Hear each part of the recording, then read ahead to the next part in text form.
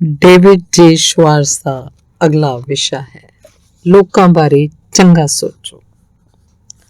ਸਫਲਤਾ ਹਾਸਲ ਕਰਨ ਦੇ ਲਈ ਇਹ ਬੁਨਿਆਦੀ ਅਸੂਲ ਹੈ। ਸਾਨੂੰ ਇਹਨਾਂ ਨੂੰ ਆਪਣੇ ਦਿਮਾਗ 'ਚ ਬਿਠਾ ਲੈਣਾ ਚਾਹੀਦਾ ਹੈ ਤੇ ਇਹਨੂੰ ਹਮੇਸ਼ਾ ਯਾਦ ਰੱਖੋ।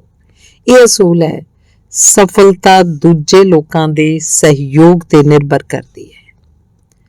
ਤੁਹਾਡੇ ਤੇ ਤੁਹਾਡੇ ਨਿਸ਼ਾਨਿਆਂ ਦੇ ਵਿਚਕਾਰ ਇਕਲੌਤਾ ਅੜਿੱਕਾ ਦੂਜਿਆਂ ਦਾ ਸਹਿਯੋਗ ਹੈ। ਇਹਨੂੰ ਇਸ ਤਰ੍ਹਾਂ ਦੇਖੀਏ, ਕਿਸੇ ਅਫਸਰ ਨੂੰ ਆਪਣੇ ਆਦੇਸ਼ਾਂ ਦੀ ਪਾਲਣਾ ਕਰਨ ਲਈ ਵਰਕਰਾਂ ਤੇ ਨਿਰਭਰ ਹੋਣਾ ਪੈਂਦਾ ਹੈ। ਜੇ ਉਹਦੇ ਆਦੇਸ਼ ਨੂੰ ਨਹੀਂ ਮੰਨਣਗੇ ਤਾਂ ਕੰਪਨੀ ਦਾ ਪ੍ਰੈਜ਼ੀਡੈਂਟ ਉਸ ਅਫਸਰ ਨੂੰ ਨੌਕਰੀ ਤੋਂ ਕੱਢ ਦੇਗਾ, ਜਦ ਕਿ ਵਰਕਰਾਂ ਦਾ ਕੁਝ ਵੀ ਨਹੀਂ ਵਿਗੜੇਗਾ। ਸੇਲਸਮੈਨ ਨੂੰ ਆਪਣਾ ਸਮਾਨ ਵੇਚਣ ਲਈ ਗਾਹਕ ਤੇ ਨਿਰਭਰ ਹੋਣਾ ਪੈਂਦਾ ਹੈ। ਜੇ ਗਾਹਕ ਉਹਦਾ ਸਮਾਨ ਨਹੀਂ ਖਰੀਦਣਗੇ ਤਾਂ ਸੇਲਸਮੈਨ ਅਸਫਲ ਹੋ ਜਾਏਗਾ। ਇਸੇ ਤਰ੍ਹਾਂ ਕਾਲਜ ਦਾ ਡੀਨ ਵੀ ਆਪਣੇ ਵਿਦਿਅਕ ਪ੍ਰੋਗਰਾਮ ਵਾਸਤੇ ਆਪਣੇ ਪ੍ਰੋਫੈਸਰਾਂ ਤੇ ਨਿਰਭਰ ਰਹਿੰਦਾ ਹੈ। ਇੱਕ ਰਾਜਸੀ ਨੇਤਾ ਆਪਣੀ ਚੋਣ ਲਈ ਵੋਟਰਾਂ ਤੇ ਨਿਰਭਰ ਹੁੰਦਾ ਹੈ। ਇੱਕ ਲਿਖਾਰੀ ਆਪਣੀ ਕਿਤਾਬਾਂ ਦੀ ਵਿਕਰੀ ਲਈ ਪਾਠਕਾਂ ਤੇ ਨਿਰਭਰ ਹੁੰਦਾ ਹੈ। ਕੋਈ ਚੇਨ ਸਟੋਰ ਮਾਲਕ ਕੇਵਲ ਇਸ ਲਈ ਚੇਨ ਸਟੋਰ ਮਾਲਕ ਬਣਿਆ ਕਿਉਂਕਿ ਵਰਕਰਾਂ ਨੇ ਉਹਨੂੰ ਲੀਡਰ ਮੰਨਿਆ ਤੇ ਗਾਹਕਾਂ ਨੇ ਉਹਦੀ ਕਾਰੋਬਾਰੀ ਯੋਜਨਾਵਾਂ ਨੂੰ ਪਸੰਦ ਕੀਤਾ। ਇਤਿਹਾਸ 'ਚ ਇਹੋ ਜਿਹਾ ਵਕਤ ਰਿਹਾ ਹੈ ਜਦੋਂ ਕਿਸੇ ਇਨਸਾਨ ਨੇ ਕੇਵਲ ਆਪਣੀ ਤਾਕਤ ਦੇ ਬਲ ਤੇ ਸੱਤਾ ਹਾਸਲ ਕੀਤੀ। ਉਸ ਦੌਰ 'ਚ ਜਾਂ ਤਾਂ ਬੰਦਾ ਲੀਡਰ ਦੇ ਨਾਲ ਸਹਿਯੋਗ ਕਰਦਾ ਜਾਂ ਫਿਰ ਉਹਦਾ ਸਿਰ ਧੜ ਤੋਂ ਜੁਦਾ ਕਰ ਦਿੱਤਾ ਜਾਂਦਾ ਸੀ। ਪਰ ਇਹ ਜਾਣ ਲਓ, ਅੱਜ ਕੱਲ੍ਹ ਜਾਂ ਤਾਂ ਕੋਈ ਬੰਦਾ ਤੁਹਾਨੂੰ ਆਪਣੀ ਇੱਛਾ ਨਾਲ ਸਹਿਯੋਗ ਦੇਵੇਗਾ ਜਾਂ ਫਿਰ ਉਹ ਤੁਹਾਨੂੰ ਬਿਲਕੁਲ ਵੀ ਸਹਿਯੋਗ ਨਹੀਂ ਦੇਵੇਗਾ। ਹੁਣ ਤੁਸੀਂ ਇਹ ਪੁੱਛ ਸਕਦੇ ਹੋ ਵੀ ਚਲੋ ਮੰਨ ਲਿਆ ਕਿ ਮੈਂ ਜਿਹੜੀ ਸਫਲਤਾ ਚਾਹੁੰਦਾ ਉਹਨੂੰ ਹਾਸਲ ਕਰਨ ਲਈ ਮੈਨੂੰ ਦੂਜਿਆਂ ਦੇ ਨਿਰਭਰ ਰਹਿਣਾ ਪੈਂਦਾ ਹੈ, ਪਰ ਮੈਂ ਕਿਸ ਤਰ੍ਹਾਂ ਇਹਨਾਂ ਲੋਕਾਂ ਨੂੰ ਪ੍ਰੇਰਿਤ ਕਰਾਂ ਕਿ ਉਹ ਮੈਨੂੰ ਸਹਿਯੋਗ ਦੇਣ ਤੇ ਮੈਨੂੰ ਲੀਡਰ ਮੰਨਣ? ਇਹਦਾ ਜਵਾਬ ਇੱਕ ਛੋਟੇ ਜਿਹੇ ਵਾਕ 'ਚ ਦਿੱਤਾ ਜਾ ਸਕਦਾ ਹੈ। ਲੋਕਾਂ ਦੇ ਬਾਰੇ ਚੰਗਾ ਸੋਚੋ। ਜਦੋਂ ਤੁਸੀਂ ਲੋਕਾਂ ਦੇ ਬਾਰੇ ਚੰਗਾ ਸੋਚੋਗੇ ਤਾਂ ਉਹ ਤੁਹਾਨੂੰ ਪਸੰਦ ਕਰਨਗੇ ਤੇ ਤੁਹਾਨੂੰ ਸਹਿਯੋਗ ਵੀ ਦੇਣਗੇ। ਇਹ ਅਧਿਆਇ ਦੱਸੇਗਾ ਕਿ ਤੁਸੀਂ ਕਿਸ ਤਰ੍ਹਾਂ ਇੰਜ ਕਰ ਸਕਦੇ ਹੋ। ਦਿਨ ਵਿੱਚ ਹਜ਼ਾਰਾਂ ਵਾਰੀ ਇਸ ਤਰ੍ਹਾਂ ਦਾ ਨਜ਼ਾਰਾ ਘਟਿਤ ਹੁੰਦਾ ਹੈ। ਕਿਸੇ ਕਮੇਟੀ ਜਾਂ ਸਮੂਹ ਦੀ ਬੈਠਕ ਚੱਲ ਰਹੀ ਹੈ। ਇਹਦਾ ਟੀਚਾ ਹੈ ਕਿਸੇ ਪ੍ਰਮੋਸ਼ਨ, ਨਵੀਂ ਨੌਕਰੀ, ਕਲੱਬ ਦੀ ਮੈਂਬਰਸ਼ਿਪ, ਸਨਮਾਨ ਵਾਸਤੇ ਨਾਵਾਂ ਦੇ ਵਿਚਾਰ, ਜਿਵੇਂ ਕੰਪਨੀ ਦੇ ਨਵੇਂ ਪ੍ਰੈਜ਼ੀਡੈਂਟ, ਨਵੇਂ ਸੁਪਰਵਾਈਜ਼ਰ, ਨਵੇਂ ਸੇਲਸ ਮੈਨੇਜਰ ਲਈ ਸਮੂਹ ਦੇ ਸਾਹਮਣੇ ਇੱਕ ਨਾਂ ਰੱਖਿਆ ਜਾਂਦਾ ਹੈ। ਚੇਅਰਮੈਨ ਪੁੱਛਦਾ ਇਹਦੇ ਬਾਰੇ ਤੁਹਾਡੀ ਕੀ ਰਾਏ ਹੈ। ਇਹਦੇ ਬਾਅਦ ਉੱਥੇ ਬੈਠੇ ਸਾਰੇ ਲੋਕ ਆਪਣੀਆਂ ਰਾਵਾਂ ਦਿੰਦੇ ਹੈ।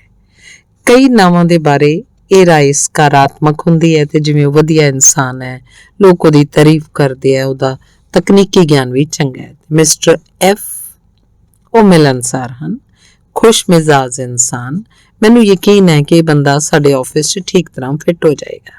ਤੇ ਕਈ ਨਾਵਾਂ ਤੇ ਵਿਚਾਰ ਕਰਦੇ ਵਕਤ ਸਾਨੂੰ ਨਕਾਰਾਤਮਕ ਬਿਆਨ ਸੁਣਾਏ ਜਾ ਸਕਦੇ ਹਨ। ਮੈਨੂੰ ਲੱਗਦਾ ਹੈ ਸਾਨੂੰ ਇਸ ਬੰਦੇ ਦੇ ਬਾਰੇ ਚੰਗੀ ਤਰ੍ਹਾਂ ਦੇਖਭਾਲ ਕਰ ਲੈਣੀ ਚਾਹੀਦੀ ਹੈ। ਉਹਦੀ ਲੋਕਾਂ 'ਚ ਪਟਰੀ ਨਹੀਂ ਬੈਠ ਪਾਉਂਦੀ। ਮੈਂ ਜਾਣਦਾ ਕਿ ਉਹਦਾ ਵਿਦਿਅਕ ਤੇ ਤਕਨੀਕੀ ਗਿਆਨ ਚੰਗਾ ਹੈ, ਮੈਨੂੰ ਉਹਦੀ ਕਾਬਲੀਅਤ ਤੇ ਵੀ ਕੋਈ ਸ਼ੱਕ ਨਹੀਂ ਹੈ। ਫਿਰ ਵੀ ਮੈਨੂੰ ਇਸ ਗੱਲ ਦੀ ਚਿੰਤਾ ਹੁੰਦੀ ਹੈ ਕਿ ਸਾਡੀ ਕੰਪਨੀ 'ਚ ਕਿਸ ਤਰ੍ਹਾਂ ਫਿੱਟ ਹੋਏਗਾ। ਲੋਕੀ ਨਾ ਤਾਂ ਉਹਨੂੰ ਪਸੰਦ ਕਰਦੇ ਆ, ਨਾ ਹੀ ਉਹਦੀ ਇੱਜ਼ਤ। ਇੱਕ ਬੜਾ ਮਹੱਤਵਪੂਰਨ ਸਿਧਾਂਤ ਹੈ, 10 ਵਿੱਚੋਂ 9 ਵਾਰ ਪਸੰਦ ਕੀਤੇ ਜਾਣ ਦੀ ਗੱਲ ਸਭ ਤੋਂ ਪਹਿਲਾਂ ਕਹੀ ਜਾਂਦੀ ਹੈ ਤੇ ਜ਼ਿਆਦਾਤਰ ਮਾਮਲਿਆਂ ਅੰਦਰ ਪਸੰਦ ਕੀਤੇ ਜਾਣ ਦੇ ਤੱਤਾਂ ਨੂੰ ਤਕਨੀਕੀ ਯੋਗਤਾ ਤੋਂ ਜ਼ਿਆਦਾ ਮਹੱਤਵ ਦਿੱਤਾ ਜਾਂਦਾ ਹੈ। ਯੂਨੀਵਰਸਿਟੀ ਪ੍ਰੋਫੈਸਰ ਦੀ ਸਿਲੈਕਸ਼ਨ ਵਿੱਚ ਵੀ ਇਹੀ ਸਿਧਾਂਤ ਮਹੱਤਵਪੂਰਨ ਭੂਮਿਕਾ ਨਿਭਾਉਂਦਾ ਹੈ। ਮੇਰੇ ਆਪਣੇ ਅਕੈਡਮਿਕ ਅਨੁਭਵ ਤੋਂ ਮੈਂ ਜਾਣਦਾ ਕਿ ਨਵੇਂ ਫੈਕਲਟੀ ਦੇ ਵਾਸਤੇ ਨਾਵਾਂ ਤੇ ਕਿਸ ਤਰ੍ਹਾਂ ਵਿਚਾਰ ਕੀਤੇ ਜਾਂਦੇ ਆ। ਜਦੋਂ ਵੀ ਕੋਈ ਨਾਮ ਆਉਂਦਾ ਹੈ, ਸਮੂਹ ਉੱਤੇ ਵਿਚਾਰ ਕਰਦਾ ਹੈ ਕਿ ਉਹ ਫਿੱਟ ਹੋ ਪਾਏਗਾ, ਕਿ ਵਿਦਿਆਰਥੀਆਂ ਨੂੰ ਪਸੰਦ ਕਰਨਗੇ, ਕਿ ਉਹ ਸਟਾਫ ਦੇ ਦੂਜੇ ਲੋਕਾਂ ਨੂੰ ਨਾਲ ਲੈ ਕੇ ਚੱਲ ਸਕੇਗਾ। ਗਲਤ, ਅਨਅਕੈਡਮਿਕ ਨਹੀਂ। ਜੇ ਕਿਸੇ ਬੰਦੇ ਨੂੰ ਪਸੰਦ ਨਹੀਂ ਕੀਤਾ ਜਾਏ ਤਾਂ ਆਪਣੇ ਵਿਦਿਆਰਥੀਆਂ ਨੂੰ ਪ੍ਰਭਾਵੀ ਢੰਗ ਨਾਲ ਨਹੀਂ ਪੜ੍ਹਾ ਸਕਦਾ। ਇਸ ਗੱਲ ਨੂੰ ਠੀਕ ਤਰ੍ਹਾਂ ਸਮਝ ਲਓ। ਕਿਸੇ ਬੰਦੇ ਨੂੰ ਉੱਤੇ ਵੱਲ ਨਹੀਂ ਖਿੱਚਿਆ ਜਾਂਦਾ, ਇਹਦੀ ਬਜਾਏ ਉਹਨੂੰ ਸਿਰਫ ਸਹਾਰਾ ਦਿੱਤਾ ਜਾਂਦਾ ਹੈ। ਅੱਜ ਦੇ ਦੌਰ 'ਚ ਕਿਸੇ ਕੋਲੇ ਨਹੀਂ ਫੁਰਸਤ ਜਾਂ ਇੰਨਾ ਧੀਰਜ ਨਹੀਂ ਹੈ ਕਿ ਉਹ ਕਿਸੇ ਦੂਜੇ ਨੂੰ ਨੌਕਰੀ ਦੀ ਪੌੜੀ ਦੇ ਉੱਤੇ ਨੂੰ ਖਿੱਚੇ। ਕਿਸੇ ਇਨਸਾਨ ਨੂੰ ਇਸ ਲਈ ਚੁਣਿਆ ਜਾਂਦਾ ਹੈ ਕਿਉਂਕਿ ਉਹ ਬਾਕੀ ਸਾਰੇ ਲੋਕਾਂ ਕੋਲੋਂ ਉੱਚਾ ਨਜ਼ਰ ਆਉਂਦਾ ਹੈ। ਸਾਨੂੰ ਉੱਤੇ ਦੀ ਪੌੜੀ ਤੇ ਚੜ੍ਹਨ ਖਾਤਰ ਸਹਾਰਾ ਤਾਂ ਹੀ ਦਿੱਤਾ ਜਾਂਦਾ ਹੈ ਜਦੋਂ ਲੋਕਾਂ ਨੂੰ ਇਹ ਲੱਗਦਾ ਹੋਏ ਕਿ ਉਹ ਸਾਨੂੰ ਪਸੰਦ ਕਰਦੇ ਹੈ। ਤੁਸੀਂ ਜਦੋਂ ਵੀ ਇੱਕ ਦੋਸਤ ਬਣਾਉਂਦੇ ਹੋ ਤਾਂ ਉਹ ਤੁਹਾਨੂੰ 1 ਇੰਚ ਉੱਤੇ ਪਹੁੰਚਾ ਦਿੰਦਾ ਹੈ। ਕਿਉਂਕਿ ਤੁਸੀਂ ਪਸੰਦ ਕੀਤੇ ਜਾਂਦੇ ਹੋ। ਇਸ ਲਈ ਉੱਤੇ ਬਿਠਾਉਂਦੇ ਸਮੇਂ ਸਾਹਮਣੇ ਵਾਲੇ ਨੂੰ ਵਜ਼ਨ ਵੀ ਨਹੀਂ ਲੱਗਦਾ। ਸਫਲ ਲੋਕਾਂ ਦੇ ਕੋਲ ਹਰਮਨ ਪਿਆਰਾ ਬਣਨ ਦੀ ਯੋਜਨਾ ਹੁੰਦੀ ਹੈ। ਕੀ ਤੁਹਾਡੇ ਕੋਲ ਹੈ?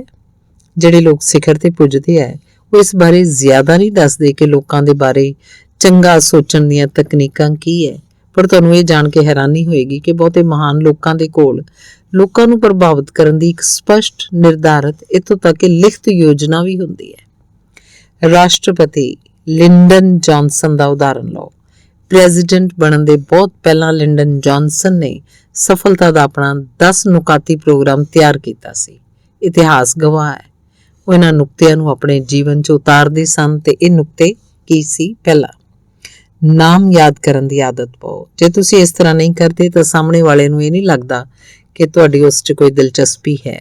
ਦੂਸਰਾ, ਇੱਕ ਇਹੋ ਜਿਹੇ ਸੁਖਦਾਈ ਬੰਦੇ ਬਣੋ ਜਿਸ ਤੋਂ ਤੁਹਾਡੇ ਨਾਲ ਹੋਣ ਤੇ ਕੋਈ ਤਣਾਅ 'ਚ ਨਾ ਰਹੇ। ਮਖੌਲੀਏ, ਤਜਰਬੇਕਾਰ ਇਨਸਾਨ। ਤੀਜਾ, ਆਪਣੇ ਦਿਮਾਗ ਨੂੰ ਠੰਡਾ ਰੱਖਣ ਦੀ ਆਦਤ ਪਾਓ ਤਾਂ ਜੋ ਕਠਿਨ ਹਾਲਾਤ ਤੁਹਾਨੂੰ ਉਤੇਜਿਤ ਜਾਂ ਪਰੇਸ਼ਾਨ ਨਾ ਕਰਨ। ਚੌਥਾ, ਬੜਬੋਲੇ ਨਾ ਬਣੋ।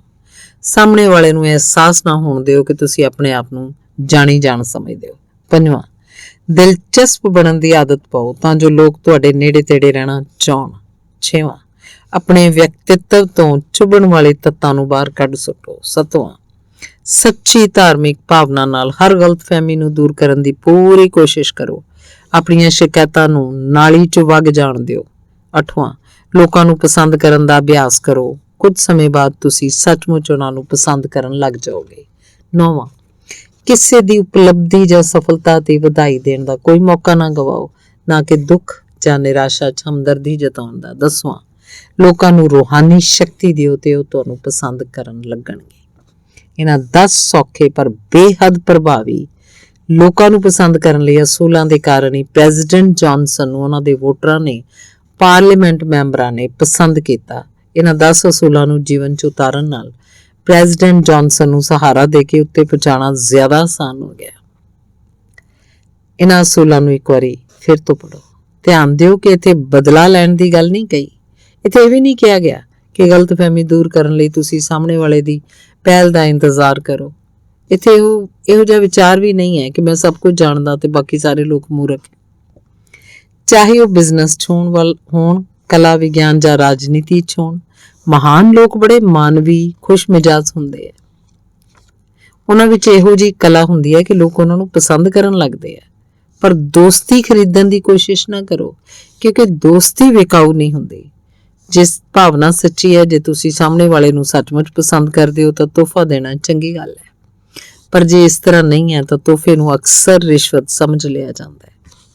ਪਿਛਲੇ ਸਾਲ ਕ੍ਰਿਸਮਸ ਦੇ ਕੁਝ ਦਿਨ ਪਹਿਲਾਂ ਮੈਂ ਇੱਕ ਮੱਧਮ ਆਕਾਰ ਦੀ ਟਰੱਕਿੰਗ ਫਰਮ ਦੇ ਪ੍ਰੈਜ਼ੀਡੈਂਟ ਦੇ ਦਫ਼ਤਰ 'ਚ ਬੈਠਿਆ ਸੀ।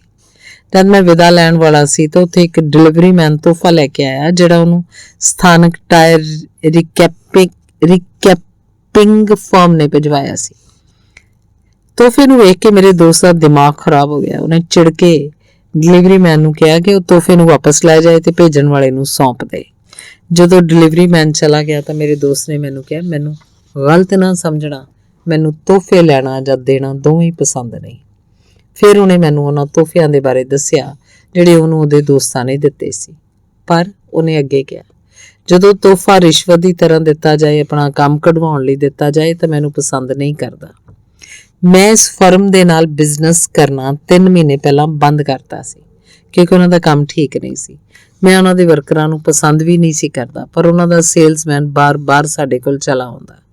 ਮੈਨੂੰ ਗੁੱਸਾ ਇਸ ਗੱਲ ਤੇ ਆਉਂਦਾ ਹੈ ਕਿ ਉਹਨੇ ਕਿਹਾ ਕਿ ਪਿਛਲੇ ਹਫ਼ਤੇ ਇਹੀ ਸੇਲਸਮੈਨ ਇੱਥੇ ਆਇਆ। ਉਹਨੇ ਇਹ ਕਹਿਣ ਦੀ ਹਿਮਾਕਤ ਕੀਤੀ ਵੀ ਅਸੀਂ ਚਾਹਾਂਗੇ ਕਿ ਤੁਸੀਂ ਸਾਨੂੰ ਕੰਮ ਦਿਓ। ਮੈਂ ਸਾਂਤਾ ਨੂੰ ਜਾ ਕੇ ਕਹਾਂਗਾ ਕਿ ਉਹ ਤੁਹਾਨੂੰ ਇਸ ਸਾਲ ਲਈ ਕੋਈ ਚੰਗਾ ਜਿਹਾ ਤੋਹਫਾ ਜ਼ਰੂਰ ਭਿਜਵਾ ਦੇਵੇ। ਜੇ ਮੈਂ ਤੋਹਫਾ ਮੋੜਦਾ ਨਹੀਂ ਤਾਂ ਅਗਲੀ ਵਾਰੀ ਉਹ ਸੇਲਸਮੈਨ ਆ ਕੇ ਜਿਹੜੀ ਪਹਿਲੀ ਗੱਲ ਕਹਿੰਦਾ ਉਹ ਹੁੰਦੀ, ਤੁਹਾਨੂੰ ਤੋਹਫਾ ਤੇ ਪਸੰਦ ਆਇਆ ਹੈ ਨਾ। ਦੋਸਤੀ ਖਰੀਦੀ ਨਹੀਂ ਜਾ ਸਕਦੀ। ਜਦੋਂ ਅਸੀਂ ਇਹਨੂੰ ਖਰੀਦਣ ਦੀ ਕੋਸ਼ਿਸ਼ ਕਰਦੇ ਹਾਂ, ਸਾਨੂੰ 2 ਤਰ੍ਹਾਂ ਦਾ ਨੁਕਸਾਨ ਹੁੰਦਾ ਹੈ। ਪਹਿਲਾ, ਅਸੀਂ ਪੈਸਾ ਗਵਾਉਂਦੇ ਹਾਂ ਤੇ ਦੂਜਾ, ਅਸੀਂ ਨਫ਼ਰਤ ਪੈਦਾ ਕਰਦੇ ਹਾਂ।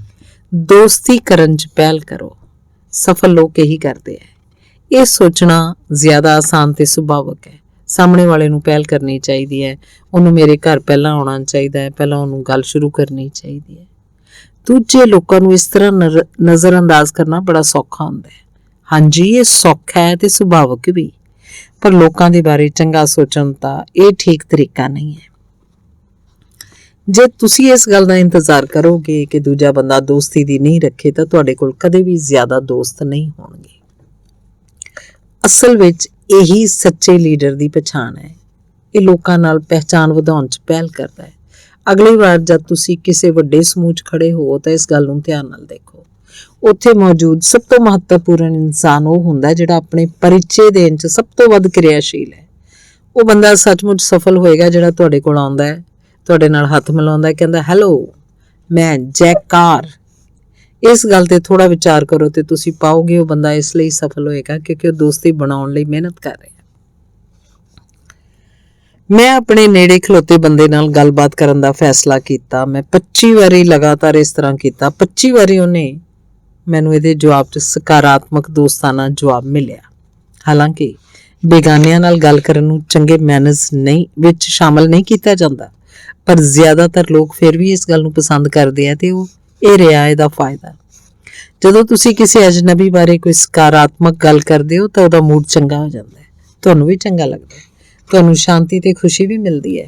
ਹਰ ਵਾਰ ਜਦੋਂ ਵੀ ਤੁਸੀਂ ਕਿਸੇ ਬੰਦੇ ਦੀ ਸ਼ਲਾਘਾ ਕਰਦੇ ਹੋ, ਤੁਸੀਂ ਦਰਅਸਲ ਆਪਣੇ ਆਪ ਨੂੰ ਫਾਇਦਾ ਪਹੁੰਚਾ ਰਹੇ ਹੋ।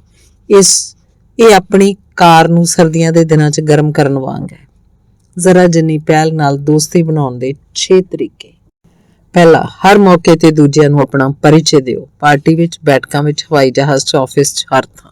ਦੂਜਾ, ਇਹ ਪੱਕਾ ਕਰ ਲਓ ਕਿ ਸਾਹਮਣੇ ਵਾਲਾ ਤੁਹਾਡਾ ਨਾਂ ਚੰਗੀ ਤਰ੍ਹਾਂ ਜਾਣ ਲਏ। ਤੀਜਾ, ਇਹ ਪੱਕਾ ਕਰ ਲਓ ਕਿ ਤੁਸੀਂ ਸਾਹਮਣੇ ਵਾਲੇ ਦੇ ਨਾਂ ਦਾ ਉਚਾਰਨ ਠੀਕ ਤਰ੍ਹਾਂ ਕਰ ਸਕੋ। ਚੌਥਾ, ਸਾਹਮਣੇ ਵਾਲੇ ਦਾ ਨਾਂ ਲਿਖ ਲਓ, ਪੱਕਾ ਕਰ ਲਓ ਕਿ ਤੁਸੀਂ ਉਹਦੇ ਨਾਂ ਦੀ ਸਪੈਲਿੰਗ ਸਹੀ ਲਿਖੀ ਹੋਵੇ। ਪੰਜਵਾਂ, ਤੁਸੀਂ ਜਿਨ੍ਹਾਂ ਨਵੇਂ ਦੋਸਤਾਂ ਨੂੰ ਮਿਲੇ ਉਹਨਾਂ 'ਚੋਂ ਜਿਸ ਨਾਲ ਤੁਸੀਂ ਪਰਿਚੈ ਵਧਾਉਣਾ ਚਾਹੁੰਦੇ ਹੋ ਉਹਨਾਂ ਨੂੰ ਚਿੱਠੀ ਲਿਖੋ ਜਾਂ ਫੋਨ ਕਰੋ। ਇਹ ਬੜਾ ਮਹੱਤਵਪੂਰਨ ਹੈ। ਛੇਵਾਂ, ਸਭ ਤੋਂ ਆਖਰੀ ਗੱਲ, ਬੇਗਾਨਿਆਂ ਨਾਲ ਚੰਗੀ ਤਰ੍ਹਾਂ ਗੱਲ ਕਰੋ। ਇਸ ਨਾਲ ਤੁਹਾਨੂੰ ਵੀ ਚੰਗਾ ਲੱਗੇਗਾ। ਇਹਨਾਂ 6 ਅਸੂਲਾਂ ਤੇ ਅਮਲ ਕਰਨਾ ਹੀ ਲੋਕਾਂ ਦੇ ਬਾਰੇ ਚੰਗਾ ਸੋਚਣ ਦਾ ਸਹੀ ਢੰਗ ਹੈ। ਪਹਿਲ ਕਰੋ, ਸਫਲ ਲੋਕਾਂ ਦੀ ਤਰ੍ਹਾਂ ਬਣੋ, ਲੋਕਾਂ ਨੂੰ ਮਿਲਣ ਦੀ ਕੋਸ਼ਿਸ਼ ਕਰੋ, ਦੱਬੂ ਜਾਂ ਡਰਪੋਕ ਨਾ ਬਣੋ, ਜ਼ਰਾ ਹਟ ਕੇ ਕੰਮ ਕਰਨ ਤੋਂ ਨਾ ਘਬਰਾਓ। ਇਹ ਪਤਾ ਕਰੋ ਕਿ ਸਾਹਮਣੇ ਵਾਲਾ ਬੰਦਾ ਕੌਣ ਹੈ, ਉਹਨੂੰ ਇਹ ਦੱਸੋ ਕਿ ਤੁਸੀਂ ਕੌਣ ਹੋ। ਕੁਝ ਸਮਾਂ ਪਹਿਲਾਂ ਮੈਨੂੰ ਤੇ ਮੇਰੇ ਸਹਿਯੋਗੀ ਨੂੰ ਕਿਸੇ ਬਿਜ਼ਨਸ 'ਚ ਸੇਲਸ ਜੌਬ ਦੀਆਂ ਦਰਖਾਸਤਾਂ ਦੀ ਸਕਰੀਨਿੰਗ ਦਾ ਕੰਮ ਸੌਂਪਿਆ ਗਿਆ। ਅਸੀਂ ਇਹ ਪਾਇਆ ਕਿ ਇੱਕ ਬਿਨੇਕਾਰ ਜਿਹਨੂੰ ਅਸੀਂ ਟੇਡ ਦਾ ਨਾਂ ਦਾਂਗੇ ਬੜਾ ਕਾਬਲ ਸੀ। ਉਹ ਬੁੱਧੀਮਾਨ, ਆਕਰਸ਼ਕ ਤੇ ਅਭਿਲਾਖੀ ਸੀ, ਪਰ ਇਹਦੇ ਬਾਵਜੂਦ ਅਸੀਂ ਪਾਇਆ ਕਿ ਅਸੀਂ ਉਹਨੂੰ ਚੁਣ ਨਹੀਂ ਸਕਦੇ, ਘੱਟੋ ਘੱਟ ਫਿਲਹਾਲ ਤੇ ਨਹੀਂ। ਟੇਡ 'ਚ ਸਭ ਤੋਂ ਵੱਡੀ ਗੜਬੜ ਇਹ ਸੀ ਕਿ ਉਹ ਦੂਜੇ ਲੋਕਾਂ ਤੋਂ ਪੂਰਨਤਾ ਦੀ ਆਸ ਰੱਖਦਾ ਸੀ। ਟੇਡ ਛੋਟੀਆਂ-ਛੋਟੀਆਂ ਗੱਲਾਂ ਤੇ ਚਿੜ ਜਾਂਦਾ ਸੀ, ਜਿਵੇਂ ਵਿਆਕਰਨ ਦੀ ਗਲਤੀ ਨਾਲ, ਸਿਗਰਟ ਦਾ ਗੁੱਲ ਖਿੰਡਾਰਨ ਵਾਲੇ ਲੋਕਾਂ ਤੋਂ ਜਾਂ ਮੈਚਿੰਗ ਦੇ ਕੱਪੜੇ ਨਾ ਪਾਉਣ ਵਾਲਿਆਂ ਤੋਂ।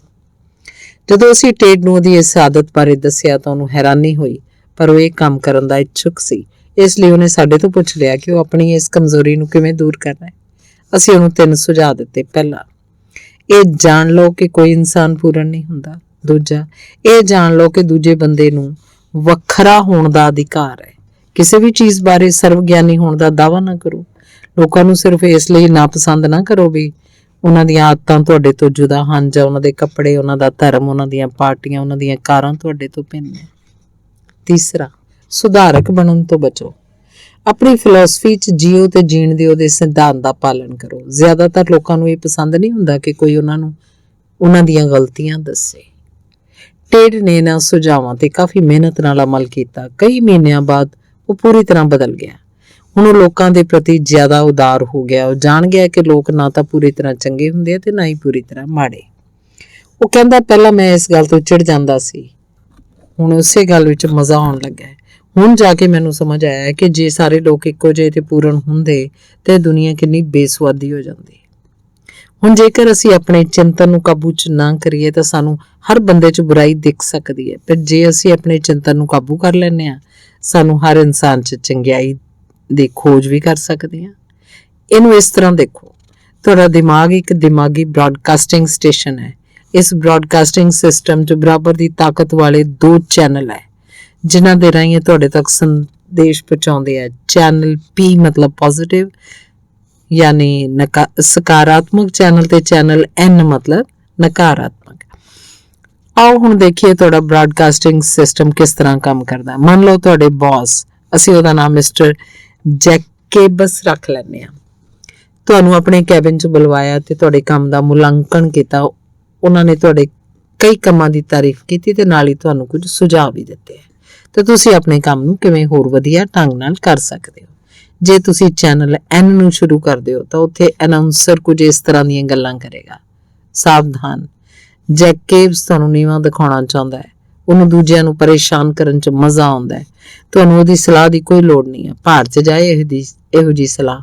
ਯਾਦ ਕਰੋ ਜੋ ਨੇ ਜੈਕੇਬਸ ਬਾਰੇ ਕੀ ਦੱਸਿਆ ਸੀ, ਉਹ ਠੀਕ ਕਹਿੰਦਾ ਸੀ। ਜੈਕੇਬਸ ਤੁਹਾਨੂੰ ਵੀ ਉਸੇ ਤਰ੍ਹਾਂ ਜਲੀਲ ਕਰਨਾ ਚਾਹੁੰਦਾ ਹੈ। ਉਹਦਾ ਵਿਰੋਧ ਕਰੋ। ਅਗਲੀ ਵਾਰੀ ਜਦੋਂ ਤੁਹਾਨੂੰ ਬੁਲਾਏ ਤਾਂ ਤੁਸੀਂ ਉਹਦੀ ਗੱਲ ਚੁੱਪਚਾਪ ਨਾ ਸੁਣੋ, ਬਲਕਿ ਉਸ ਨਾਲ ਬਹਿਸ ਕਰੋ। ਜਾਂ ਇਹ ਤੋਂ ਵਧੀਆ ਤਾਂ ਇਹ ਹੋਏਗਾ ਕਿ ਤੁਸੀਂ ਇੰਤਜ਼ਾਰ ਨਾ ਕਰੋ। ਕੱਲ ਆਪਣੇ ਆਪ ਹੀ ਜਾ ਕੇ ਉਹਨੂੰ ਮਿਲੋ ਤੇ ਪੁੱਛੋ ਕਿ ਤੁਹਾਡੀ ਉਹਨੇ ਨੁਕਤਾਚੀਨੀ ਕਿਉਂ ਕੀਤੀ। ਪਰ ਜੇ ਤੁਸੀਂ ਚੈਨਲ P ਨੂੰ ਸੁਣਦੇ ਹੋ ਤਾਂ ਉੱਥੇ ਅਨਾਉਂਸਰ ਕੁਝ ਇਸ ਤਰ੍ਹਾਂ ਦੀਆਂ ਗੱਲਾਂ ਕਰਦਾ ਹੈ। ਮਿਸਟਰ ਜੈਕੇਬਸ ਭਲੇ ਆਦਮੀ ਹੈ, ਉਹਨਾਂ ਨੇ ਮੈਨੂੰ ਜਿਹੜੇ ਸੁਝਾਅ ਦਿੱਤੇ ਉਹ ਸੱਚਮੁੱਚ ਬੜੇ ਚੰਗੇ ਹੈ। ਜੇ ਮੈਂ ਇਹਨਾਂ ਸੁਝਾਵਾਂ ਤੇ ਅਮਲ ਕਰਾਂ ਤਾਂ ਸ਼ਾਇਦ ਮੇਰਾ ਕੰਮ ਸੁਧਰ ਜਾਏ, ਬਾਅਦ 'ਚ ਮੇਰਾ ਪ੍ਰਮੋਸ਼ਨ ਵੀ ਹੋ ਜਾਏ। ਮਿਸਟਰ ਜੈਕੇਬਸ ਨੇ ਤਾਂ ਮੇਰੀਆਂ ਗਲਤੀਆਂ ਦੱਸ ਕੇ ਮੇਰੇ ਤੇ ਬੜਾ ਅਹਿਸਾਨ ਕੀਤਾ ਹੈ। ਕੱਲ ਹੀ ਮੈਂ ਜਾਵਾਂਗਾ, ਉਹਨਾਂ ਦੀਆਂ ਰਚਨਾਤਮਕ ਸਹਾਇਤਾ ਲਈ ਉਹਨਾਂ ਨੂੰ ਧੰਨਵਾਦ ਦਿਆਂਗਾ। ਬਿਲ ਠੀਕ ਕਹਿੰਦਾ, ਜੈਕੇਬਸ ਨਾਲ ਕੰਮ ਕਰਨਾ ਬੜਾ ਚੰਗਾ ਹੈ। ਇਸ ਮਾਮਲੇ 'ਚ ਜੇ ਤੁਸੀਂ ਚੈਨਲ N ਦੀ ਗੱਲ ਸੁਣੋਗੇ, ਹੋ ਸਕਦਾ ਤੁਹਾਡੇ ਸਬੰਧ ਤੁਹਾਡੇ ਬੌਸ ਨਾਲ ਖਰਾਬ ਹੋ ਜਾਣ ਤੇ ਤੁਸੀਂ ਕੋਈ ਗਲਤ ਜਾਂ ਖਤਰਨਾਕ ਹਰਕਤ ਕਰ ਬੈਠੋ। ਪਰ ਜੇ ਤੁਸੀਂ ਚੈਨਲ P ਦੀ ਗੱਲ ਸੁਣੋਗੇ ਤਾਂ ਤੁਹਾਡੇ ਬੌਸ ਦੇ ਸੁਝਾਵਾਂ ਤੋਂ ਤੁਹਾਨੂੰ ਮੁਨਾਫਾ ਮਿਲਣਾ ਤੈਅ ਹੈ। ਇਹ ਧਿਆਨ ਰੱਖੋ ਕਿ ਤੁਸੀਂ ਜਿੰਨੀ ਦੇਰ ਤੱਕ ਚੈਨਲ P ਜਾਂ ਚੈਨਲ N ਦੀਆਂ ਗੱਲਾਂ ਸੁਣਦੇ ਹੋ, ਤੁਸੀਂ ਉਸ ਤਰ੍ਹਾਂ ਦੀਆਂ ਗੱਲਾਂ 'ਚ ਸੱਚਮੁੱਚ ਦਿਲਚਸਪੀ ਲੈਣ ਲੱਗਦੇ ਹੋ। ਚੈਨਲ ਬਦਲਣਾ ਤੁਹਾਡੇ ਲਈ ਉਨਾ ਹੀ ਮੁਸ਼ਕਲ ਹੋ ਜਾਂਦਾ ਹੈ। ਇਹ ਸੱਚ ਹੈ ਕਿਉਂਕਿ ਇੱਕ ਵਿਚਾਰ, ਚਾਹੇ ਉਹ ਸਕਾਰਾਤਮਕ ਹੋਵੇ ਜਾਂ ਨਕਾਰਾਤਮਕ, ਆਪਣੇ ਵਰਗੇ ਕਈ ਵਿਚਾਰਾਂ ਦੀ ਚੈਨ ਰਿਐਕਸ਼ਨ ਪੈਦਾ ਕਰਦਾ ਹੈ। ਉਦਾਹਰਨ ਵਜੋਂ ਤੁਸੀਂ ਕਿਸੇ ਬੰਦੇ ਦੇ ਉਚਾਰਨ ਬਾਰੇ ਨਕਾਰਾਤਮਕ ਸੋਚਣਾ ਸ਼ੁਰੂ ਕਰ ਦਿੰਦੇ ਹੋ। ਛੇਤੀ ਤੁਸੀਂ ਸੋਚਣ ਲੱਗਦੇ ਹੋ ਕਿ ਉਹਨੇ ਰਾਜਨੀਤਿਕ ਜਾਂ ਧਾਰਮਿਕ ਵਿਸ਼ਵਾਸ ਕਿੰਨੇ ਗਲਤ ਢੰਗ ਨਾਲ ਕਾਰ ਚਲਾਉਂਦਾ ਹੈ, ਉਹਦੀਆਂ ਆਦਤਾਂ ਕਿੰਨੀਆਂ ਭੈੜੀਆਂ, ਉਹਦੇ ਆਪਣੀ ਪਤਨੀ ਨਾਲ ਵੀ ਸੰਬੰਧ ਮਾੜੇ ਆ, ਇੱਥੋਂ ਤੱਕ ਕਿ ਉਹ ਆਪਣੇ ਵਾਲ ਵੀ ਠੀਕ ਤਰ੍ਹਾਂ ਨਹੀਂ ਸੰਵਾਰਦਾ। ਜੇ ਤੁਸੀਂ ਇਸ ਤਰ੍ਹਾਂ ਸੋਚੋਗੇ ਤਾਂ ਨਿਸ਼ਚਿਤ ਤੌਰ ਤੇ ਤੁਸੀਂ ਉੱਥੇ ਨਹੀਂ ਪੁੱਜ ਸਕੋਗੇ ਜਿੱਥੇ ਤੁਸੀਂ ਪੁੱਜਣਾ ਸੀ। ਤੁਸੀਂ ਦੋਵੇਂ ਚੈਨਲਾਂ ਦੇ ਮਾਲਕ ਹੋ, ਇਸ ਲਈ ਆਪਣੇ ਵਿਚਾਰਾਂ ਦੇ ਬ੍ਰਾਡਕਾਸਟਿੰਗ ਸਟੇਸ਼ਨ ਤੇ ਕਾਬੂ ਰੱਖਣਾ ਵੀ ਤੁਹਾਡੀ ਜ਼ਿੰਮੇਵਾਰੀ ਹੈ। ਚੈਨਲ P ਨੂੰ ਸੁਣਨ ਦੀ ਆਦਤ ਪਾਓ। ਜੇ ਚੈਨਲ N ਵਿੱਚ ਘਰ ਆ ਜਾਏ ਤਾਂ ਉਹਨੂੰ ਬੰਦ ਕਰ ਦਿਓ, ਫਿਰ ਚੈਨਲ ਬਦਲ ਲਓ। ਚੈਨਲ ਬਦਲਣ ਲਈ ਤੁਸੀਂ ਉਸ ਬੰਦੇ ਦੇ ਬਾਰੇ ਕੋਈ ਚੰਗੀ ਗੱਲ ਸੋਚਣੀ ਹੈ।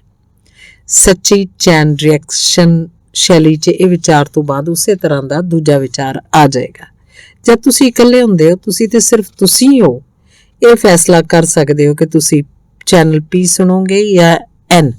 ਪਰ ਜਦ ਤੁਸੀਂ ਕਿਸੇ ਹੋਰ ਨਾਲ ਗੱਲ ਕਰਦੇ ਹੋ ਤਾਂ ਤੁਹਾਡੇ ਸੋਚਣ ਦਾ ਢੰਗ ਤੇ ਉਸ ਇਨਸਾਨ ਦਾ ਵੀ ਕੁਝ ਅਸਰ ਹੁੰਦਾ ਹੈ। ਸਾਨੂੰ ਯਾਦ ਰੱਖਣਾ ਚਾਹੀਦਾ ਹੈ ਕਿ ਜ਼ਿਆਦਾਤਰ ਲੋਕ ਨਹੀਂ ਜਾਣਦੇ ਕਿ ਲੋਕਾਂ ਦੇ ਬਾਰੇ ਸੋਚਣ ਦਾ ਸਹੀ ਨਜ਼ਰੀਆ ਕੀ ਹੁੰਦਾ ਹੈ। ਇਸ ਲਈ ਤੁਸੀਂ ਇਹ ਪਾਓਗੇ ਕਿ ਕੋਈ ਬੰਦਾ ਤੁਹਾਡੇ ਵੱਲ ਦੌੜੇ ਆਏਗਾ ਤੇ ਕਿਸੇ ਜਾਣਕਾਰ ਬਾਰੇ ਕੋਈ ਬੁਰੀ ਗੱਲ ਦੱਸਣ ਨੂੰ ਵਿਆਕੁਲ ਹੋਏਗਾ। ਤੁਹਾਡਾ ਗੁਆਂਢੀ ਦੂਜੇ ਗੁਆਂਢੀ ਦੀਆਂ ਘਰੇਲੂ ਸਮੱਸਿਆਵਾਂ ਦੱਸ ਸਕਦਾ ਹੈ ਜਾਂ ਗਾਹਕ ਆਪਣੇ ਉਸ ਪ੍ਰਤੀਯੋਗੀ ਦੀ ਬੁਰਾਈ ਕਰ ਸਕਦਾ ਹੈ ਜਿਹਨੂੰ ਤੁਸੀਂ ਮਿਲਣ ਜਾ ਰਹੇ ਹੋ। ਵਿਚਾਰ ਆਪਣੀ ਤਰ੍ਹਾਂ ਦੇ ਵਿਚਾਰਾਂ ਨੂੰ ਜਨਮ ਦਿੰਦੇ ਆ। ਅਸਲ ਖਤਰਾ ਇਹ ਹੈ ਕਿ ਜਦੋਂ ਤੁਸੀਂ ਕਿਸੇ ਦੂਜੇ ਬੰਦੇ ਬਾਰੇ ਨਕਾਰਾਤਮਕ ਵਿਚਾਰ ਸੁਣਦੇ ਹੋ ਤਾਂ ਤੁਹਾਡੇ ਮਨ ਅੰਦਰ ਵੀ ਉਸੇ ਤਰ੍ਹਾਂ ਦੇ ਵਿਚਾਰ ਆਉਂਦੇ ਆ। ਇਸ ਤਰ੍ਹਾਂ ਦੀਆਂ ਗੱਲਾਂ ਮੁੜ ਕੇ ਵਾਪਸ ਆਉਂਦੀਆਂ ਹਨ, ਬੂਮਰੈਂਗ ਵਾਂਗ। ਕਿਉਂਕਿ ਜੇ ਤੁਸੀਂ ਸਾਵਧਾਨ ਨਾ ਰਹੋ ਤਾਂ ਹੋ ਸਕਦਾ ਹੈ ਤੁਸੀਂ ਅੱਗ 'ਚ ਹੋਰ ਘਿਓ ਪਾ ਦਿਓ। ਕਹੋ ਕਿ ਹਾਂ ਇਹੀ ਨਹੀਂ ਕੀ ਤੁਹਾਨੂੰ ਪਤਾ ਹੈ ਵਗੈਰਾ ਵਗੈਰਾ।